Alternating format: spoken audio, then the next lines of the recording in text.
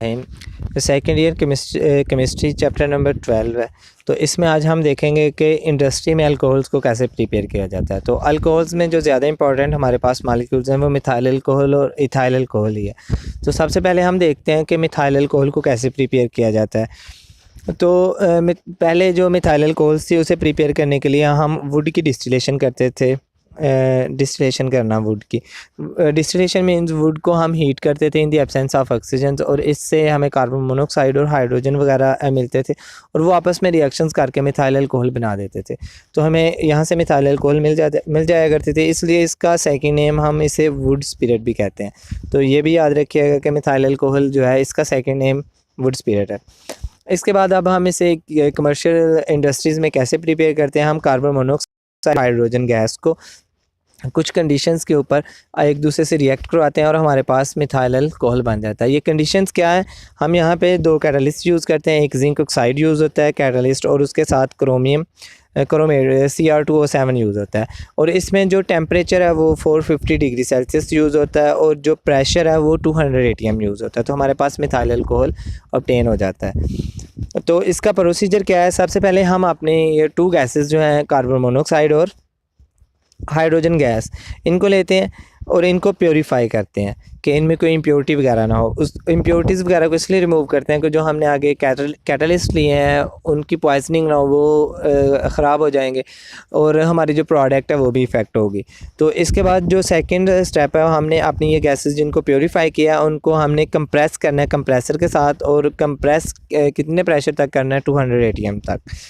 Number 3 पे आ जाता है कि जो कंप्रेस्ड गैसेस हैं उनको अब हमने अपने कैटलिस्ट टावर में से पास करवाना है। कैटलिस्ट टावर में हमने टू कैटलिस्ट यूज़ किए हैं, जिंक ऑक्साइड और CR2O7 है, सॉरी इधर O3 लिख दिया हुआ है, ये CR2O7 है। तो ये दो कैटलिस्ट थे और इनको हमने हीट किया हुआ है। जो ये दोनों कैटलिस्ट हैं इनका जो टेम्परेचर अपना है इनको हीट करना आपने 450 डिग्री सेल्सियस से लेके 500 डिग्री सेल्सियस तक। तो ये 3 स्टेप हो गए। इसकी जो फ्लो डायग्राम है वो ज़रा देखते हैं। हमारे पास दो गैसेस हैं, कार्बन मोनोऑक्साइड और हाइड्रोजन गैस है। इनको हमने सबसे पहले प्योरीफाई किया, उसके बाद हमने इनको कंप्रेस किया, और कंप्रेस हमने इनको करना है 200 ATM प्रेशर पे। तो इस कंप्रेस करने के बाद हमने इनको एक कॉइल पाइप के ज़रिए अपने कैटलिस्ट टावर में एंटर करवाया। कैटलिस्ट टावर में दो कैटलिस्ट हैं, जिंक ऑक्साइड और CR2O7, और इनको हीट किया हुआ है 450 डिग्री सेल्सियस पे। तो जब इसमें से ये दोनों गैसेस पास करेंगी तो कुछ गैसेस का जो पोर्शन है वो किस में चेंज हो जाएगा, मिथाइल अल्कोहल में।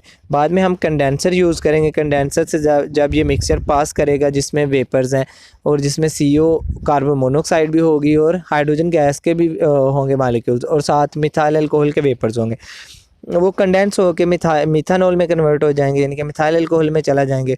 और जो यहाँ से अनरिएक्टिव गैसेस हैं, जो CO कार्बन मोनोऑक्साइड और हाइड्रोजन गैस जो आपस में भी जिन्होंने रिएक्शन नहीं हुए और मिथाइल अल्कोहल में चेंज नहीं हुए, वो वापस कंप्रेसर को दे दी जाएंगी ताकि वो रिसाइकल हो जाएँ, वो वेस्ट में ना जाएँ। इस तरह हमारे पास मिथाइल अल्कोहल ऑब्टेन हो जाएगा। तो हमने 3 पॉइंट कैटलिस्ट तक लिख लिया है। नंबर 4 पे हम उनको कंडेंसर में से पास करेंगे।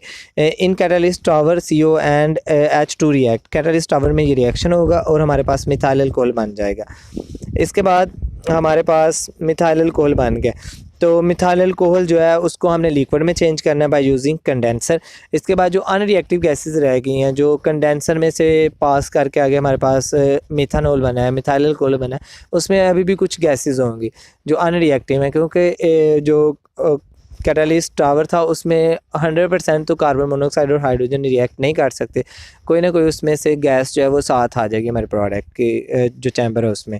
तो उनको हम रिटर्न कर देंगे, किसमें, कंप्रेसर में रिटर्न करेंगे, और वो इस तरह रिसाइकल हो जाएंगे और वो वेस्ट नहीं होंगी। तो ये प्रोसेस था मिथाइल अल्कोहल को प्रिपेयर करने का।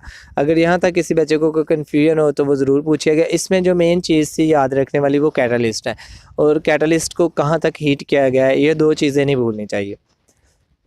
हाँ, बाकी जो वो ठीक है। और इसकी जो थ्योरी वगैरह लिखनी है वो हम इस फ्लो डायग्राम से लिख सकते हैं। जैसे नंबर 1 पे हम इस स्टेप को लेंगे कि हमने ये दो गैसेस ली, उनको प्योरीफाई किया। नंबर 2 पे हमने उनको कंप्रेस किया, और नंबर 3 पे हम लिखेंगे कैटालिस्ट टावर के बारे में, इसमें कौन से कैटालिस्ट यूज़ होते हैं। और नंबर 4 में हम लिखेंगे इसमें रिएक्शंस कौन से हुए हैं, कौन किस में चेंज हुआ है।